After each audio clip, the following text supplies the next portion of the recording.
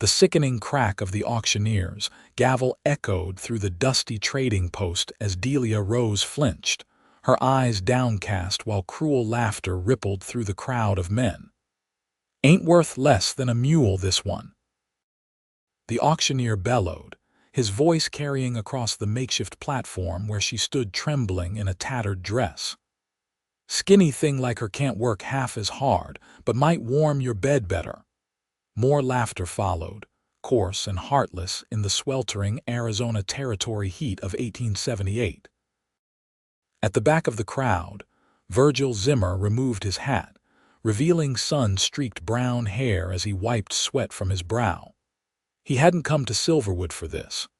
The tall, broad-shouldered cattleman had simply needed supplies before heading back to his ranch 15 miles south. But something about the young woman's quiet dignity amid such humiliation held him transfixed. "Starting bid is $50, the auctioneer announced, gesturing toward Delia as though she were a piece of furniture. "25, someone called out. "That all? Hell, my mule cost 30. Another man jeered. Delia bit her lower lip, fighting back tears. 3 weeks ago, she'd been a respectable schoolteacher in Kansas. Now, after bandits had attacked her stagecoach, killed her traveling companions, and sold her to these men, she stood on an auction block, her future hanging by the thinnest thread. $30, called a grizzled miner with tobacco-stained teeth. 35, countered a rancher whose eyes roamed her body like she was livestock. Virgil's jaw tightened as he watched these men bid on a human being as though slavery hadn't been abolished 13 years earlier. The marshal was conveniently absent, likely paid to look the other way during this indentured servant auction, a thin disguise for what amounted to human trafficking. $45, shouted a man whose reputation for cruelty preceded him. Delia's shoulders slumped further. Each bid sealed her fate, leading to a life she couldn't bear to imagine. "I bid my entire herd," Virgil's voice rang out, clear and strong. The crowd fell silent, heads turning toward the tall cattleman at the back. Even the auctioneer paused, his mouth agape. "What's that, Zimmer?" he asked incredulously. Virgil stepped forward, his spurs jingling with each deliberate stride. "My entire herd. 200 head of prime cattle." He stopped at the edge of the platform, looking directly at Delia for the first time. Their eyes met his steady blue gaze connecting with her fearful brown eyes. "Worth about $10,000, Virgil continued, never breaking eye contact with Delia. "I'm offering it all." A murmur rippled through the crowd. The auctioneer blinked rapidly, calculating the unexpected windfall. "You can't be serious, Zimmer. For this slip of a woman—" "I'm dead serious," Virgil replied, his voice unwavering. "Every last head of cattle I own." "You'll be ruined," someone in the crowd called out. Virgil shrugged. "That's my concern, not yours." The auctioneer, sensing the opportunity for profit, quickly recovered. "Well, gentlemen, seems we have an extraordinary bid. Anyone care to top Mr. Zimmer's generous offer?" Silence fell over the crowd. No one in Silverwood had that kind of money. "Sold." The gavel came down with finality. "Come claim your property, Zimmer." Delia stood frozen as Virgil mounted the steps to the platform. Her mind raced with terrifying possibilities of what this man might expect from her. 200 cattle was an enormous sum. He must want something truly awful in return. When he reached her, Virgil didn't touch her. Instead, he removed his duster and gently draped it over her shoulders, covering her exposed arms and the torn bodice of her dress.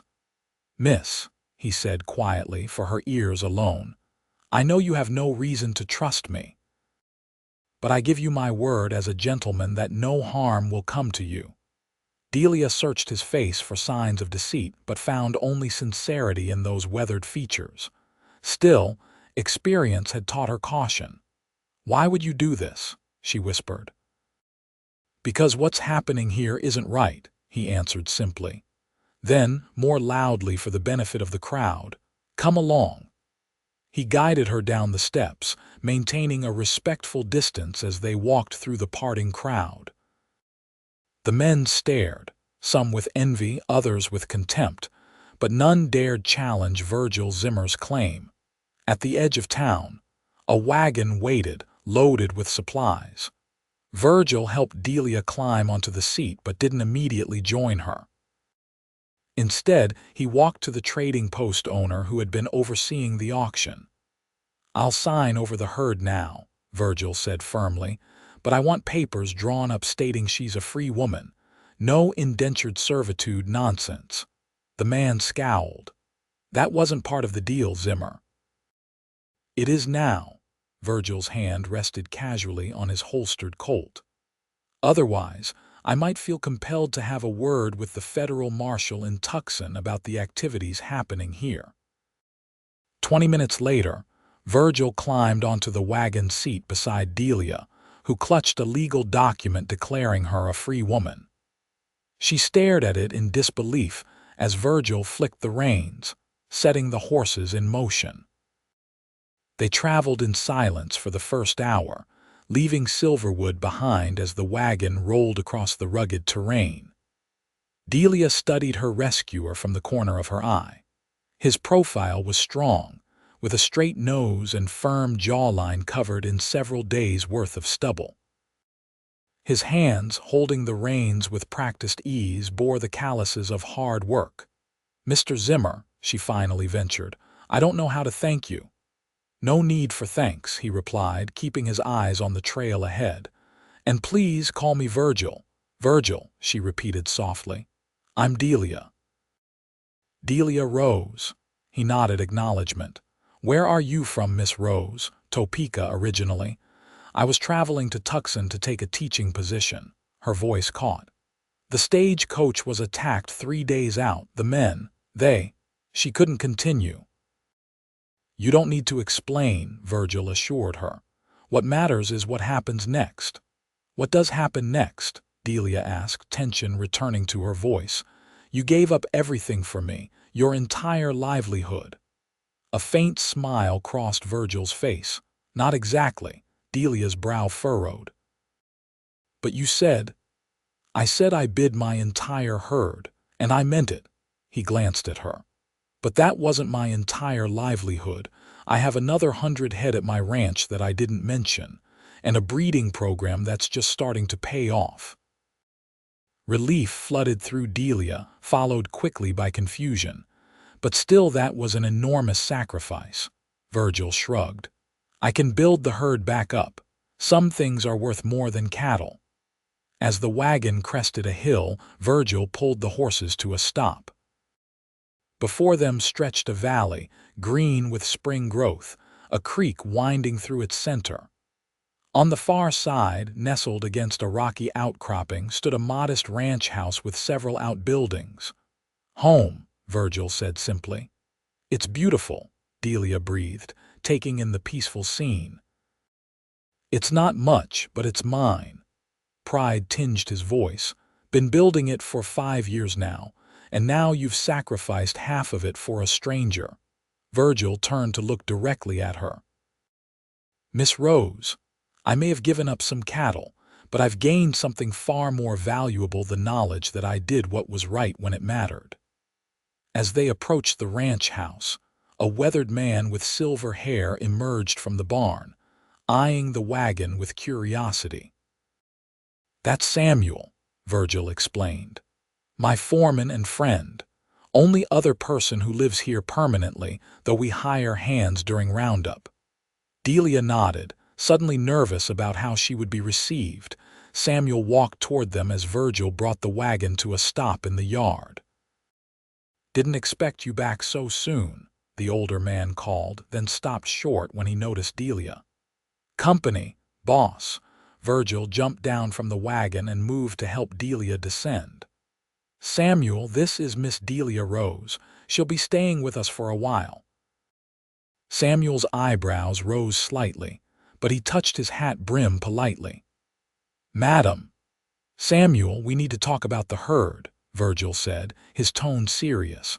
While the men conferred by the corral, Delia stood awkwardly in the yard, still wearing Virgil's oversized duster.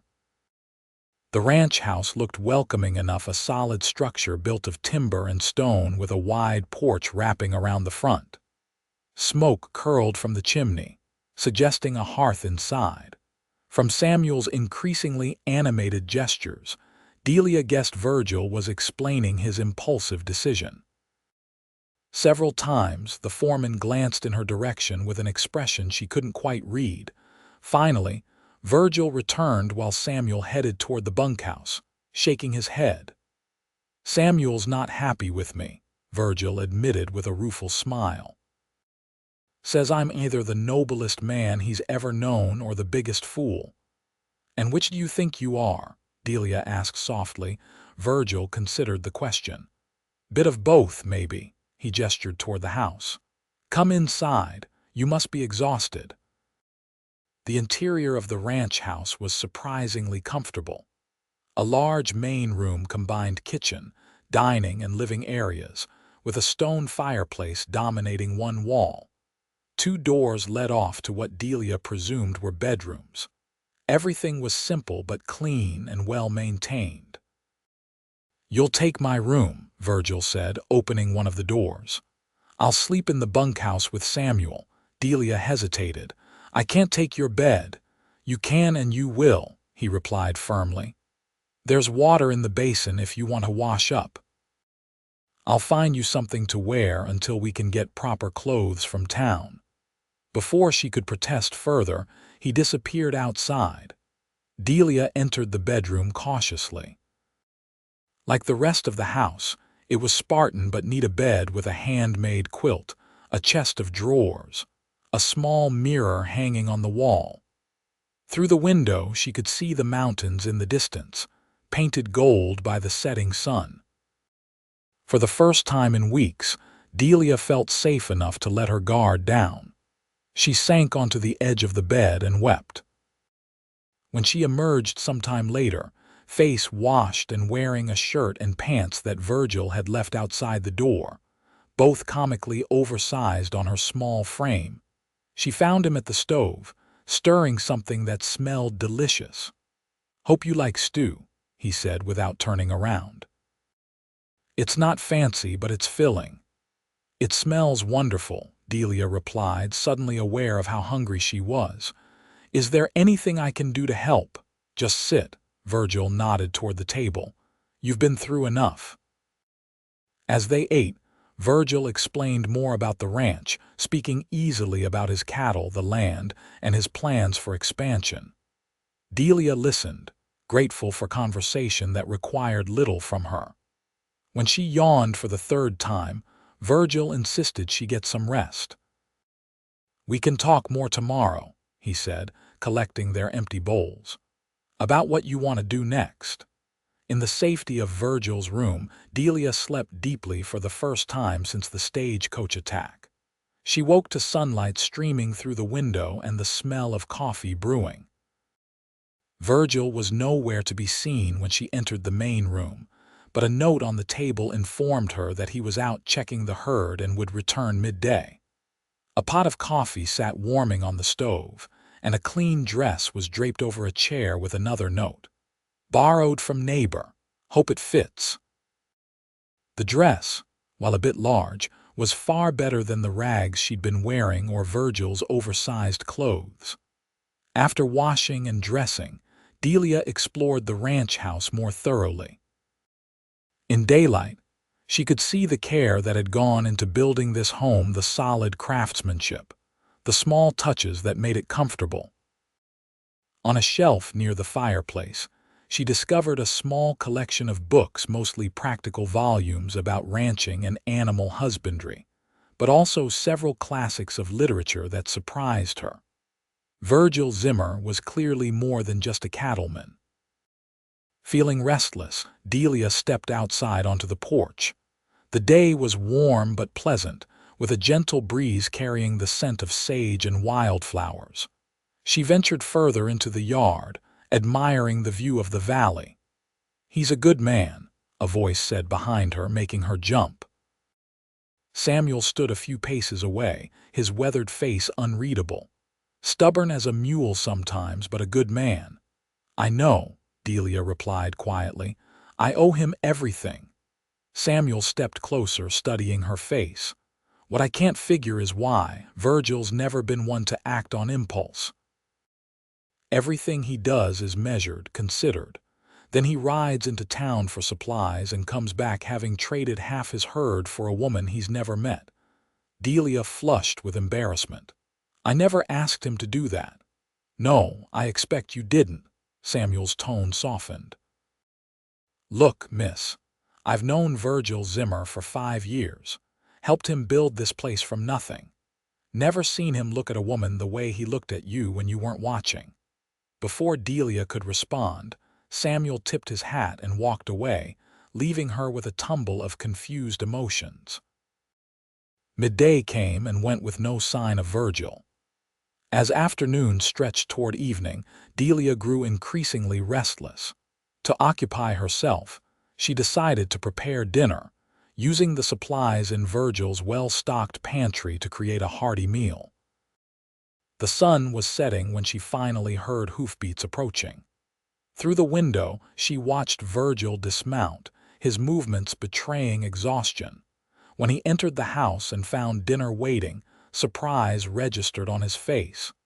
You didn't need to do this, he said, removing his hat. I wanted to, Delia replied. It seems the least I can do. Over dinner, Virgil was quieter than he had been the previous evening. When Delia asked about his day, he gave brief responses about checking fences and cattle.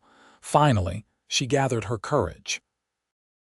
Virgil, we need to discuss what happens next. He looked up, his blue eyes cautious. What do you want to happen next? I don't know, she admitted. I had planned to teach in Tucson, but my position has surely been filled by now. I have no money, no possessions. You can stay here as long as you need, Virgil said quickly. No obligations. That's very generous, but I can't accept charity indefinitely, Delia insisted. I need to find work to support myself. Virgil was silent for a long moment. The children at the nearby farms could use a teacher, he said finally. Most of them get only the basics from their parents when they're not needed for chores. Hope sparked in Delia's chest. You think the families would pay for lessons? They might. Not much, mind you, most folks around here struggle to get by, but they value education. He hesitated. You could live here, use one of the outbuildings as a schoolhouse. It would need some work, but you would do that for me. I would, he said simply. The next few weeks passed in a flurry of activity. Virgil and Samuel converted an unused storage shed into a modest schoolhouse, adding windows for light and building simple desks. Delia rode with Virgil to visit neighboring ranches and farms, introducing herself and explaining her proposal to teach their children. The response was cautiously positive. Most families agreed to pay what they could, often in goods rather than money, for their children to receive a proper education. By mid-June, Delia had 12 students ranging in age from 6 to 16 scheduled to begin lessons after the summer harvests. During this time, Delia observed the rhythms of ranch life with growing interest. She learned about cattle, horses, and the constant work required to maintain a successful operation. She began taking over household duties, cooking meals and keeping the ranch house in order, insisting it was the least she could do in exchange for Virgil's hospitality. For his part, Virgil maintained a respectful distance. He was unfailingly kind and supportive of her teaching plans, but he never presumed any familiarity beyond friendship. At night, he continued to sleep in the bunkhouse while Delia occupied his bedroom, despite her repeated offers to find other arrangements. It was Samuel who finally broke the stalemate. You two are the most stubborn people I've ever met, he declared one evening as they sat on the porch after dinner. What do you mean? Virgil asked, though his tone suggested he knew exactly what Samuel meant. You gave up half your livelihood for her, Samuel gestured toward Delia, and now you won't even tell her why. And you, he turned to Delia, are so busy trying to prove your independence that you can't see what's right in front of you. With that, he stood and stomped off to the bunkhouse, leaving an awkward silence behind him. Is he right? Delia finally asked, her voice barely above a whisper. Virgil stared out at the darkening valley. Samuel has a habit of speaking his mind. That's not an answer. He turned to look at her then, his face illuminated by the soft glow from the window. What do you want me to say, Delia? That from the moment I saw you on that auction block, something inside me changed, that I couldn't bear the thought of any of those men touching you. His voice grew rougher. That I've spent every day since then trying to convince myself I did it only because it was the right thing to do, not because he stopped abruptly, rising from his chair. Forgive me. I've overstepped. Before he could walk away, Delia caught his hand. The touch there first since he'd helped her from the wagon weeks ago sent a current of awareness through them both. You haven't overstepped, she said softly. I've wondered every day why a man would give up so much for a stranger. At first, I thought perhaps you expected certain things in return. I would never, he began, appalled. I know that now, she assured him quickly. I know the kind of man you are, Virgil Zimmer. What I don't know is how you feel about me. In the silver moonlight, his expression was a complex mixture of hope and uncertainty. How I feel hardly matters if those feelings aren't returned. Delia rose to stand before him, still holding his hand. What if they are? The question hung between them, charged with possibility. Slowly, giving her every chance to pull away, Virgil raised his free hand to gently touch her cheek. I don't have much to offer, he said, his voice low. A half-depleted ranch, long days of hard work, and a man who knows more about cattle than courting. Delia smiled, leaning slightly into his touch. You offer honesty, respect, and kindness, things I value far more than wealth or ease. When Virgil finally kissed her, it was with a tenderness that brought tears to Delia's eyes. His lips were gentle against hers, asking rather than demanding, giving rather than taking. As summer turned to fall, Delia's small school flourished. Children arrived each morning by horseback or wagon, eager to learn reading, writing, arithmetic, and history. Delia discovered that teaching brought her joy, especially when she saw the excitement in her students' eyes as they mastered new concepts. Virgil attended the school's opening day, standing proudly at the back of the room as Delia welcomed her first class. Later, he confessed that watching her teach had made him fall even deeper in love with her, a sentiment that left her blushing but pleased. Their courtship progressed with the same respectful consideration that characterized their relationship from the beginning. Virgil continued to sleep in the bunkhouse, much to Samuel's amusement and Delia's growing frustration. But their evenings were spent together talking, reading, or simply enjoying each other's company on the porch as they watched the sun set over their valley. In October, tragedy struck when a flash flood swept through the lower pastures, drowning several cattle and destroying fences. Virgil worked tirelessly for days, salvaging what he could and rebuilding what was lost. Delia stood by him, offering both practical help and emotional support. We'll recover, she assured him one evening as he slumped exhausted at the kitchen table. The ranch will survive this setback. Virgil looked up at her, a slow smile spreading across his face. He repeated. The ranch will survive because of you, Delia Rose. You've brought life back to this place, and to me. That night, he asked her to marry him not with grand gestures or flowery words, but with simple honesty as they sat before the fireplace. "I know I'm not the husband you might have dreamed of," he said, holding her hands in his, "but I promise to spend every day trying to be worthy of you." Delia's answer was immediate and certain. "You already are." They were married 2 weeks later by a traveling preacher, with Samuel serving as witness and the entire community gathering afterward for a celebration at the ranch. Delia wore a new dress ordered specially from Tucson, and Virgil wore the only suit he owned, looking uncomfortable but handsome in the formal attire. As husband and wife, they settled into a partnership that balanced Delia's school with Virgil's ranching responsibilities. Together, they faced the challenges of frontier life: harsh winters, threats from rustlers, illness, and injury. Through it all, their bond only strengthened. By the following spring, Virgil had begun rebuilding his herd, using the breeding stock he'd kept to establish a new line of cattle. When a letter arrived offering to sell back some of his original herd at a fair price, the trading post owner having fallen on hard times, Virgil and Delia discussed the opportunity together, weighing the cost against their resources before deciding to repurchase 50 head.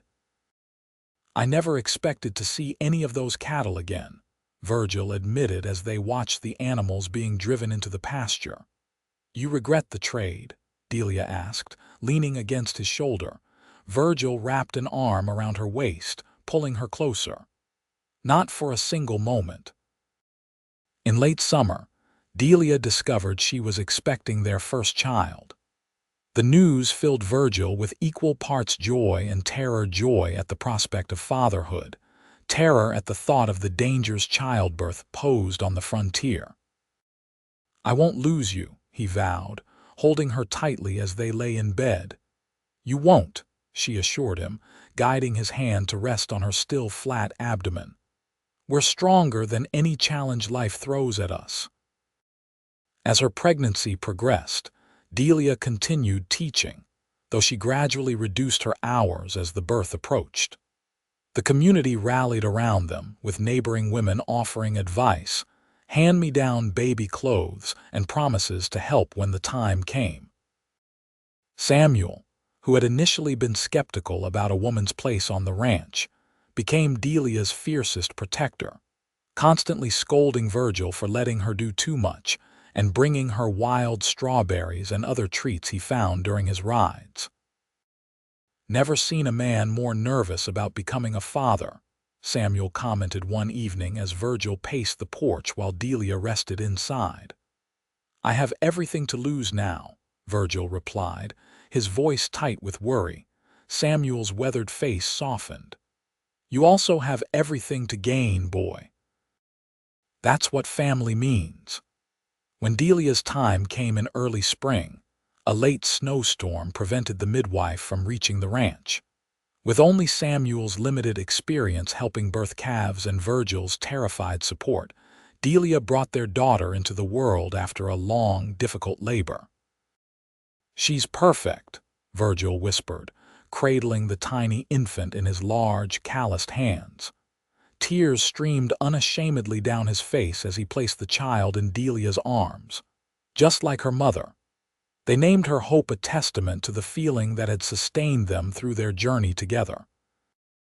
As spring bloomed across the valley, Virgil built a cradle from wood salvaged after the flood, and Delia sewed tiny gowns from fabric donated by her students' mothers. Their small family settled into new rhythms, with Delia teaching shorter days so she could be with the baby, and Virgil often carrying Hope in a sling across his chest as he handled the lighter ranch duties.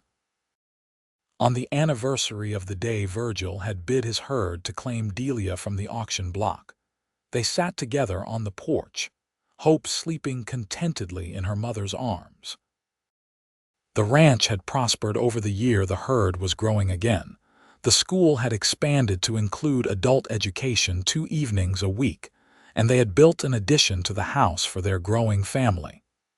"You know what I thought when I first saw you?" Virgil asked, his voice soft in the twilight. Delia looked up from their daughter's sleeping face. What? I thought, there's a woman worth everything I own. He reached out to stroke Hope's downy head. I was right, but I had no idea how much more I would gain. Delia leaned against her husband, feeling the solid strength of him beside her.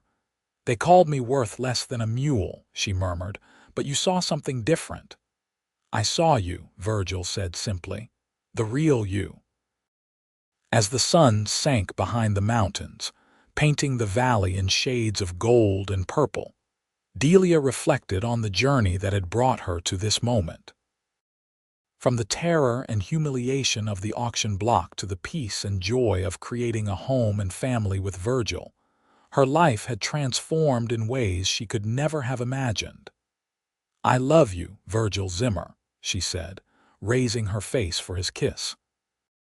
His lips met hers with the same tenderness as their first kiss, but now deepened by a year of shared joys and sorrows, of building a life together day by day. And I love you, Delia Zimmer, he replied, more than all the cattle in Arizona territory. As night fell over the ranch, bringing with it a canopy of stars, they remained on the porch, a family forged through sacrifice and love, stronger than any hardship the frontier could throw their way. In a land where people and animals were too often valued only for their utility, they had found something precious, beyond measure, a love worth bidding everything to claim.